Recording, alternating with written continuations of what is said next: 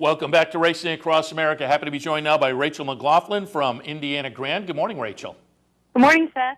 And we're going to talk a little bit about today, of course, but before we do that, I want to get back to Saturday, which was a really fun day out at Indiana Grand, highlighted, of course, by the Indiana Derby. Before we get to those specifics, just give us a little overall recap of the atmosphere out there last Saturday night. Oh, my gosh, it was crazy. The atmosphere was amazing. We had a lot of celebrity guests. We had the McLaughlin basketball team who, I don't know if you've ever seen the movie Oh, Hoosier. sure, yeah. Yeah, so they were there, and they were a hoot. They were, I initially thought, these guys are so old, I'm not going to get a very good interview out of them. And then they came on and, were cracking everybody up. They were like another comedic act. And then we had Rupert from Survivor. We had some Pacers legends there, some really nice guys, and Bobby Slick Leonard, the announcer, was there. It was just a really exciting day. And it led up to, even though it was a little bit of a shortened field with a couple scratches with the Derby, there was still a big bomb that paid out, and it ended up making it very exciting. And I also saw, I was watching the simulcast signal, and I saw you were giving out some big bets, contest promotional type of thing. Anybody hit on their big bet? No, and when I did the big $1,000 bet last time, it was for Belmont, and I gave a guy tonalist, and he took my advice, and I won him $10,000. Nice. So I tell these girls, I'm like, ladies, listen, I'm telling you, don't listen to these dudes. Don't listen to your husbands. It's not your $1,000. You're not going to be out anything if he doesn't win. I told all of them, I said, I would put my money on East Hall. None of them listened to me. They all went with Vickers and Trouble and Atreides, and none of them got paid. So. Well, let's get to that. Since you touted East Hall, I just had Jeremy Plonk on from horseplayernow.com, and we talked a little bit about this race because he had conveyed to me yesterday he liked East Hall too. So I said, what did you like? And we'll watch the stretch run again here.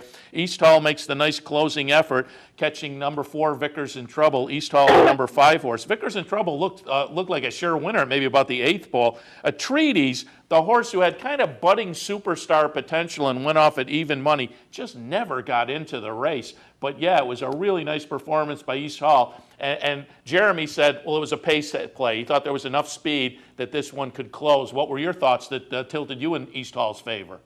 Between that and just the Ohio Derby win, I watched that replay, and it looked really good. It wasn't anything crazy of a stakes race, but he looked like he was ready to go. And honestly, I did it just because I honestly agree with Jeremy. I thought that it was setting up for a closer. This race, it does that sometimes. It'll take you.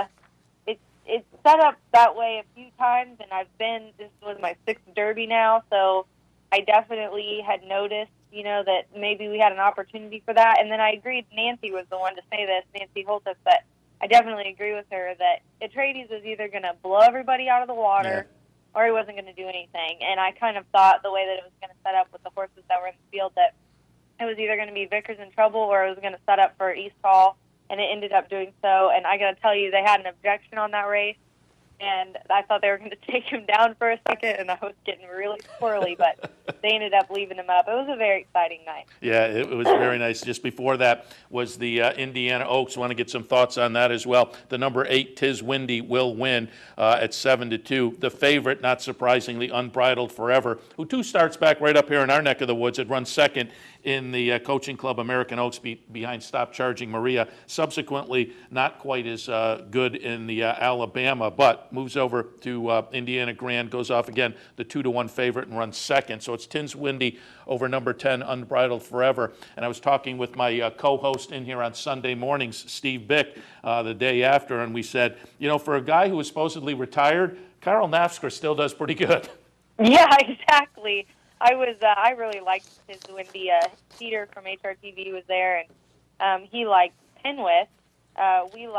Me and Nancy liked Tiz Windy, and ended up in our favor. So it was one for the ladies, definitely, this year, and that was pretty exciting when Tiz Windy won as well. It was a nice race, and I was shocked, too, at Unbridled Forever. I thought that was a for sure thing, and I thought, well, if she doesn't run a race, then Tiz Windy and even Penwith, I thought was a nice pick, off the favorites, but it ended up not going Unbridled Forever's route that time. Yeah, it was a couple of nice races, and there was a whole slew of nice stakes races up there.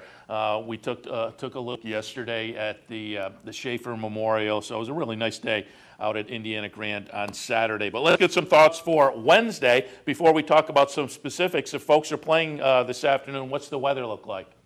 Well, it's nice today, but it just rained all day long yesterday, and so we are off the turf today. I looked at the early changes, so I do have a few scratches. I ended up having to change my first pick here in the 4th race last minute right before you called from the 5 because it's out. But it is nice today, and it's supposed to rain again tomorrow. So, honestly, this isn't going to last. All right. Well, I'm all for that. As long as the nice weather holds out, as long as it can, I'm all for that. It's that time of year. But we'll take a look at one of those races that was scheduled for the turf, the 4th today. I love these maiden races because you can typically find some value here. These are maiden special 2-year-old fillies. Again, it was scheduled on the turf. We're off today, though. 5 furlongs to the trip. What did you see in the 4th? I'm going to go ahead and go with the 1. I like the 5 East India, but I'm going to go ahead and go with the 1 Skedaddle. This is a first-time starter. I don't normally pick first-time starters unless, the tote board, looking at the tote board for clues. If everybody else likes them, usually everyone knows something I don't.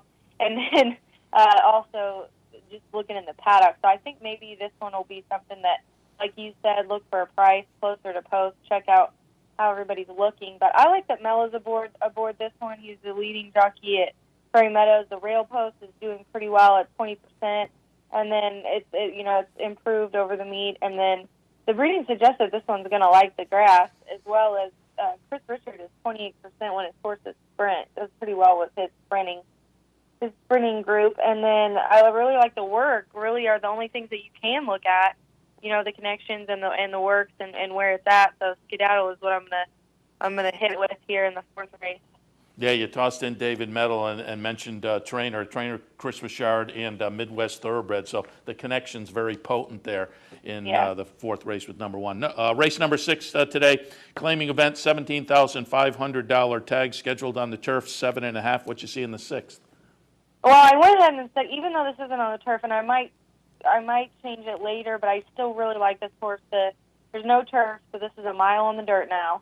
And it's claiming for $17,000, and this horse right here looks really good. Kari Azaria is what I'm going to go with in this race.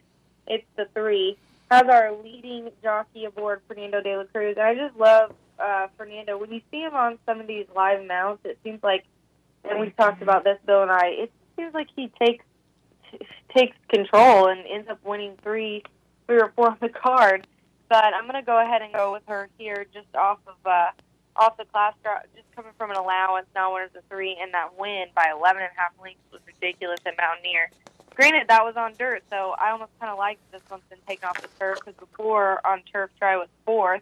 Has done some good work on turf, don't get me wrong, but maybe we'll like the taken off of the track, and then also has a couple of nice wet dirt tries as well, so you got to look at that when our track probably is going to be muddy at best. Yeah, well, last time, as you noted, was in an off-the-turf event down at Mountaineer and one for fun. And it's good to see Fernando de la Cruz doing so well out there at Indiana Grand. He got off to such an incredible start at Tampa this winter, then had that injury, and slowed down a little bit on the comeback after he, rehabbed. But, boy, he's been red hot out there at Indiana Grand. Yeah. All right, let's look at race number 8, another one that had been scheduled for the turf at 1 1/16. It was an optional claimer, $25,000 tags, non-winners of one other than. And again, this originally was scheduled for the turf at 1 1/16. Your thoughts on the 8th? The 8th, I like the 9 New Cat Rib, which started out, I mean, when this horse first started in this 2014 meeting, claiming for 25 and an allowance, I had it picked when it was paying 25-1, and it really didn't do very well at first. Then, at the 25-1, ended up second. So it kind of has slowly proven itself. Took a while. Was made in special weight works last time, 2013. Races last year. Looked really promising, and then kind of got off to a slow start in the meet. But I think New Cat Rib has really found its groove here finally, and was in a couple of nice allowances, first and second, and then also has last time had an awkward start. The trouble line there was concerning, and he still got second. Ronnie Prescott's aboard, which he's the most winningest jockey in Indiana, he always does great. So I really like new cat rib here in this. Maybe I get a price. I don't know if it's going to go off at 10-1, but I think I might get a little bit better price. Probably not the favorite in the 8th race. All right, we like it. Rachel, got to wrap things up. Well, we appreciate the visit, and congratulations to you and all the folks out in Indiana Grand for putting on a great show. I also liked it was Saturday night. I just propped my feet up and enjoyed some nice stakes races all Saturday night via the simulcast signal. That was fun, and it's nice to hear you had a good crowd out there and a good time. We appreciate the visit this morning. Good luck this afternoon. We'll talk to you next week.